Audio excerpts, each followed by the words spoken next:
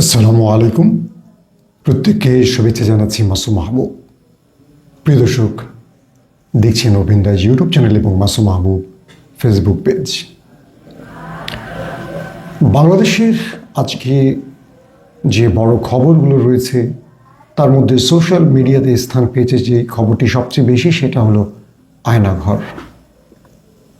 আমরা আয়ামে জাহিলিয়াতের ইতিহাস পড়েছি আমাদের পাঠ্য বই কিংবা ইতিহাসে। প্রফেসর ইউনুস হাসিনার যুগটাকে আয়ামে জাহিলিয়াতের সঙ্গে তুলনা করেছেন। কয়েকটি প্রশ্ন তৈরি হয়েছে যে জুলাই বিপ্লবের পর যে সরকার ক্ষমতায় বসেছে তারা এত দেরি করল কেন আয়নাঘর পরিদর্শনে। সঙ্গে আরও কিছু খবর আমাদের সাথে যোগ হয়েছে। বাংলাদেশের সচিবালয়ের ভেতরে চলছে তুষের আগুন। একটা বড়সড় যে কোনো সময় বিস্ফোরণ ঘটতে পারে সচিবালয়, সেই বিষয়ে অনেকগুলো গুরুত্বপূর্ণ তথ্য দেব। পাশাপাশি আগামী নির্বাচনে নানান রকম ফন্দি ফিকির নিয়ে মাঠে নামছে ষড়যন্ত্রকারীরা। দর্শক, প্রথমেই আয়নাঘর দিয়ে আমরা কথা বলতে চাই। আয়নাঘর শব্দটা প্রথম একটি বাহিরে বিদেশের সংবাদপত্রের মাধ্যমে এনেছিল আমাদের একজন বাংলাদেশি সাংবাদিক। তারপর এটি নিয়ে বাংলাদেশে চলে রীতিমতো আলোচনার ঝড়। কোথায় আয়নাঘর অবস্থিত? বলা হয়েছিল এটি ক্যান্টনমেন্টের খুব কাছাকাছি একটি স্থানে, হয়তোবা ডিজিএফআইয়ের সেলকে অথবা রেল লাইন বা বিমানবন্দরের খুব কাছাকাছি একটা অঞ্চল, এমন ইঙ্গিত করা হয়েছিল। আমরা নেত্র নিউজে দেখেছিলাম একটা জায়গাকে শনাক্ত করা হয় গুগলের মাধ্যমে। শেখ হাসিনা বা তার সরকারের নিরাপত্তা বাহিনী বরাবরই এটিকে অস্বীকার করেছিল। সর্বশেষ এই সরকারের পতনের পর আমরা দেখলাম আয়নাঘর থেকে অনেকে বেরিয়ে এসেছেন। এর মধ্যে জামাত নেতা ব্যবসায়ী মীর কাসেম আলীর ছেলে আরমান এবং প্রফেসর গোলাম আজমের ছেলে আমান নাজমী, আরও অনেকেই বেরিয়ে এসছেন। আবার অনেকে বেরিয়ে আসেননি আর কখনো, আর আসবেনও না। এদের মধ্যে ইলিয়াস আলী আছে, চৌধুরী আলম, অলিউল্লাহ, তারপর মুকাদ্দেস, এরকম অনেকের নাম আছে। একজন নারী, তিনি বাংলাদেশকে সবসময় বলেছেন তিনি মুক্তিযুদ্ধের সপক্ষের শক্তি। তিনি গত 15 বছর তার বাবার কিচ্ছা কাহিনী শোনাতে শোনাতে আমাদের মাথা নষ্ট করে দিয়েছে। অথচ তিনি একটা ফ্যাসিস্ট রেজিম তৈরি করার জন্য এই দেশের মধ্যে একটা আয়না ঘর বা একটা ভয়ঙ্কর নির্যাতন সেল, বন্দিশালা তৈরি করেছিলেন। আর তার সঙ্গে থাকা সাংবাদিক, বুদ্ধিজীবী, কলামিস্ট, এই দেশের ডিপ স্টেট, এই দেশের বড় বড় জ্ঞানী লোকরা তাকে সমর্থন দিয়ে গেছে। বিএনপি চেয়ারপারসন বেগম খালেদা জিয়া বারবার কথা বলেছিলেন ক্রস ফায়ার, গুম, মানুষ হারিয়ে যায় এই বিষয় নিয়ে। কিন্তু বাংলাদেশে কখনো আইন, আদালত, নিরাপত্তা বাহিনী এই ব্যাপারে কখনো কোনো সিদ্ধান্ত নেয়নি, কোনো সাহায্য করেনি মানুষকে।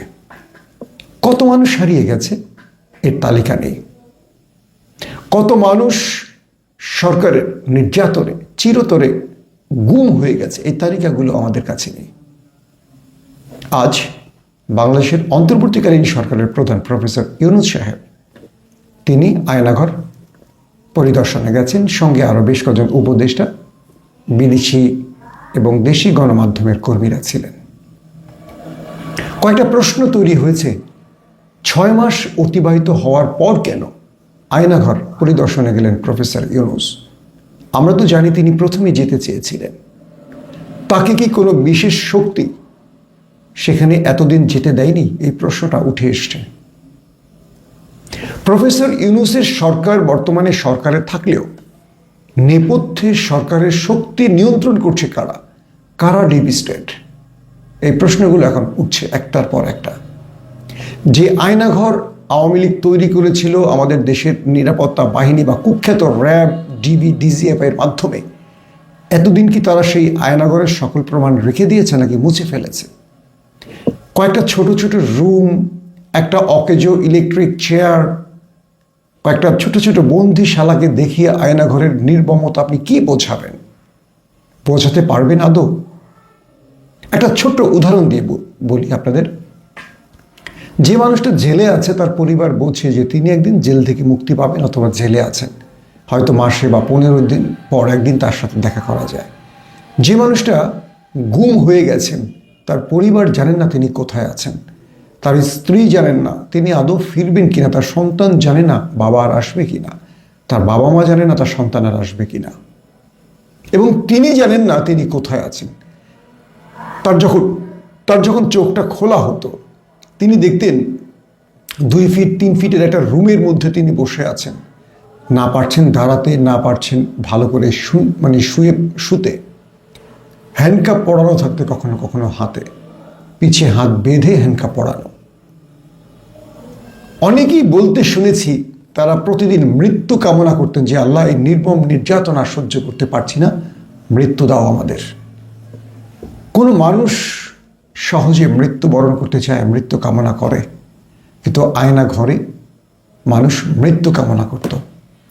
আমান আজমি এবং আরমানের যে বক্তব্য শুনেছি, আজকেও আজমি সাহেবকে না দেখলেও আরমানকে দেখেছি প্রফেসর ইউনুসের সাথে সেই আয়না ঘুরে গেছেন।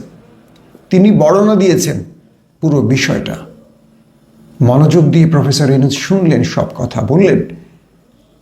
পড়েছিলাম বা ইতিহাসে জেনেছিলাম আয়ামে জাহিলিয়াতের কথা, এটা তো জাহিলিয়াতের সময়টাকেও পার করে দিয়েছে। আমাদের উপদেষ্টা আসিফ মাহমুদ সুজিব ভুইয়া বললেন তিনিও এখানে ছিলেন 4 দিন। সে রুমটা দেখালেন পর্যবেক্ষকদের যে এই রুমটায় তিনি ছিলেন 4 দিন। নাহিদ ইসলামকেও এখানে রাখা হয়েছিল অন্য একটি সেলে, কারণ তারা কোটার সংস্কারের জন্য বা বৈষম্য বিরোধী আন্দোলন করেছিল। তখনও 1 দফা আসেনি তাদের কাছ থেকে। বহু লোককে উপদেষ্টা প্রফেসর ইউনুস বললেন বহু ব্যক্তিকে বিনা কারণে রাস্তা থেকে তুলে নিয়ে গেছে, বহু ব্যক্তির কাছ থেকে টাকা চেয়েছে, টাকা না দিলে নিরাপত্তা বাহিনী তুলে এনে এখানে রেখেছে। কোনো কোনো ব্যক্তিকে রাজনৈতিক কারণে ভিন্ন মতের বলে তুলে আনা হয়েছে। এই নির্মমতা 2024-25 এসে আজকে আমাদের কাছে প্রকাশ হয়েছে। কি করেনি এই রাষ্ট্রের ভেতরে শেখ হাসিনা? একবার কল্পনা করেন তো, একটা মানুষ মাসের পর মাস, বছরের পর বছর, যুগের মতো একটা ছোট্ট রুমের মধ্যে থেকেছে, পা মেলে শুতে পারেনি, দাঁড়াতে পারেনি, আকাশ দেখেনি, আলো দেখেনি, কোনো আলো প্রবেশ করেনি যার রুমে, কোনো রকম নিঃশ্বাস ফেলার মতো একটা সুযোগ ছিল। এই মানুষটার সাথে আসলে প্রতি সেকেন্ডে কি ঘটেছে, তার উপর ইলেকট্রিক চেয়ারে বসে শট দেওয়া, নির্যাতন, চোখ বেঁধে ফেলে রাখা। একবার নিজের সাথে তুলনা করেন এবং একবার নিজেকে চোখ বেঁধে ছোট্ট একটা বাথরুমের মধ্যে নিজেকে আবদ্ধ করে রেখে চেষ্টা করেন তো 24 ঘন্টা আপনি থাকতে পারেন কিনা। শেখ হাসিনা ক্ষমতার জন্য আসলে কি করেছে। আজকে শেখ হাসিনার দোসররা বিভিন্ন জায়গায় আস্ফালন দেখাচ্ছে, তাদের হয়ে বিভিন্ন এজেন্ডা নিয়ে বিভিন্ন গোষ্ঠী গোত্র মাঠে নামছে দাবি আদায়ের নামে। অনেক গণমাধ্যম আবারও শেখ হাসিনাকে এই দেশে আনার জন্য ষড়যন্ত্র করছে। আমাদের ডিপি স্টেট তারা ইউনুসকে এমনভাবে ব্যর্থ করতে চাইছে যাতে করে মানুষ মনে করে বা মানুষ বলতে বাধ্য হয় আগেই তো ভালো ছিলাম। ইদানিং সেই কথাগুলো আসছে। রুমিন ফারহানা বিএনপি একজন নেত্রী, তার বাবা একসময় আওয়ামী লীগ এবং পরবর্তী বিএনপির বড় নেতা ছিলেন। তিনি বললেন কি, গত 14-15 বছরে তিনি ঘর থেকে বেরোতে ভয় পেতেন না, এখন তিনি ভয় পান।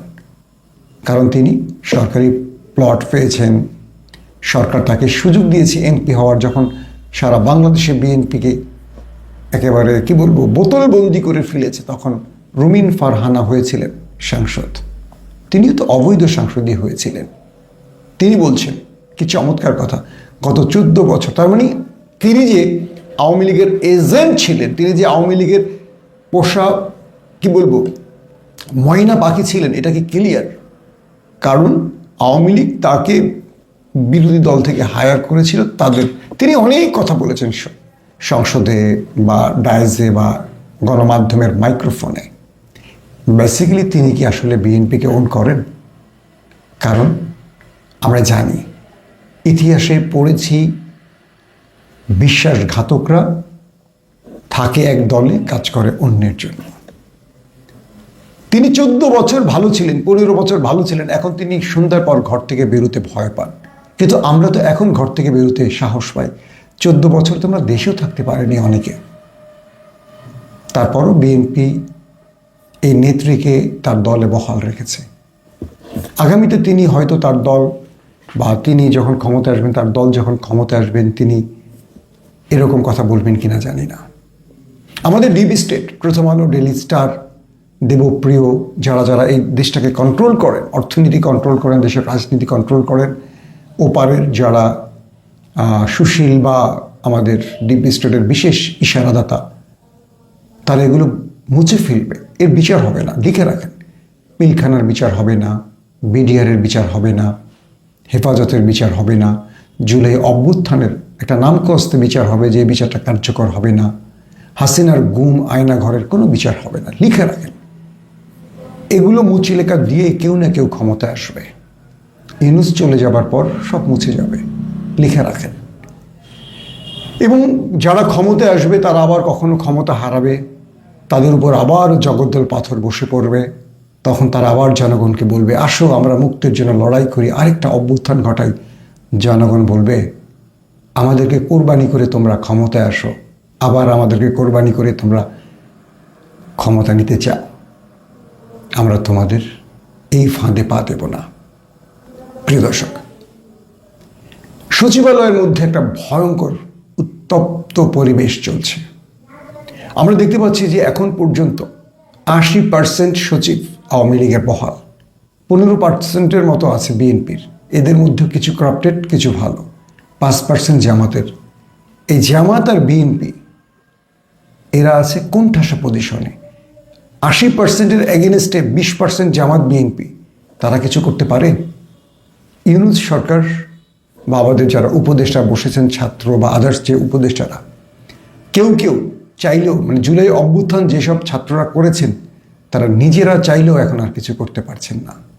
আমি শুনেছি আমাদের অনেক উপদেষ্টারা তাদের পরামর্শে বা তারা প্রধান উপদেষ্টার কাছে অনেক ডিও লেটার পাঠান, এগুলো অ্যাকসেপ্ট হচ্ছে না, পড়ে আছে দিনের পর দিন। অথচ এরাই প্রধান উপদেষ্টা বানিয়েছিলেন প্রফেসর ইউনূসকে। আবার ইউনূস সাহেবও কিছু করতে পারছেন না, কারণ তার আশেপাশে বিশেষ সহকারী বলে অনেকগুলো পদে বসে পড়েছেন অনেকে, যারা ডিপ স্টেটের লোক। তারা যেভাবে চায় পুতুল সেভাবে নাচে। সচিবালয়ের মধ্যে এখন পর্যন্ত আওয়ামী ফ্যাসিজমের দোসররা, আমলারা গুরুত্বপূর্ণ পদগুলোতে বসে আছে, তাদের ক্ষমতায় সর্বাধিক। বিএনপি জামাত কোণঠাসা। বিএনপি এগুলো নিয়েও কথা বলছে না, শুধু নির্বাচন চাই, নির্বাচন চাই। ভাইরে, আপনি নির্বাচন দেবেন, প্রত্যেকটা জেলার ডিসি কারা, টিওনো ইওনো কারা, এসপি কারা জানেন? কয়টা লোক আপনার? বুঝতে পারছেন কি ঘটবে? আবার অনেকে আওয়ামী লীগকে রেখে নির্বাচন করতে চান, আওয়ামী লীগকে নিষিদ্ধও করতে চান না। আমি জানি না তারা কার হয়ে কাজ করছে।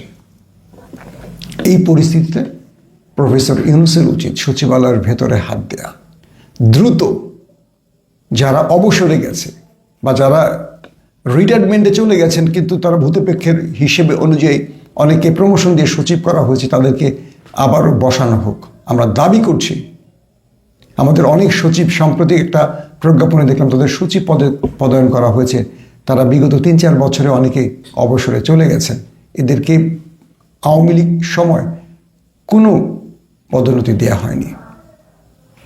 এদেরকে রাষ্ট্রের গুরুত্বপূর্ণ পদে বা সচিবালয়ের বড় বড় সচিব পদে বহাল করা হোক, আমরা দাবি করছি। যদি এটা না করা হয়, মনে রাখবেন ইউনূস সরকার ব্যর্থ হবে, পরবর্তী যে সরকার আসবে তারাও ব্যর্থ হবে। আওয়ামী লীগ আবার আমাদের ঘাড়ে চেপে বসবে। আগামী নির্বাচনের আগে বাংলাদেশে অনেক বড় বড় অঘটন ঘটবে। বেনজিরের স্টেটমেন্ট তার প্রমাণ। 80% পুলিশ এখনো বহাল আছে আওয়ামী লীগের। এটা বেনজির প্রচারের উদ্দেশ্যে বলেনি, এটা তিনি গোপনই বলেছিলেন, কিন্তু প্রকাশ হয়ে গেছে। এখন পুলিশের ভেতরে থাকা অনেকেই এটা নিয়ে আতঙ্কে আছে। সরকার কেন যেন এই পুলিশদের ধরার ব্যাপারে অনীহা বা দুর্বলতা দেখাচ্ছেন, এর কারণও জানি না। আমরা আর আয়নাঘর দেখতে চাই না, আমরা আর ফ্যাসিস্ট রেজিমের বিশেষ দোসরদের রাষ্ট্রের গুরুত্বপূর্ণ পদে দেখতে চাই না। আমরা একটা আলোকিত বাংলাদেশ চাই, আমরা একটা সুন্দর বাংলাদেশ চাই। আমরা রুমিন ফারহানের মতো মানুষকে দেখতে চাই না, যারা বলবে 15 বছর ভালো ছিল, আয়নাঘরের যুগে তারা ভালো ছিল, আর আজকে তারা ভালো নেই। রাষ্ট্র কোন দিকে যাচ্ছে বুঝি না। এই রাষ্ট্রকে রক্ষার দায়িত্ব যাদের, তারা কি ভেঙে পড়েছেন নাকি তারা ঘুমিয়ে পড়েছেন? আমাদের হিসেব করার সময় এসেছে। প্রত্যেকে ভালো থাকবেন। আল্লাহ হাফেজ।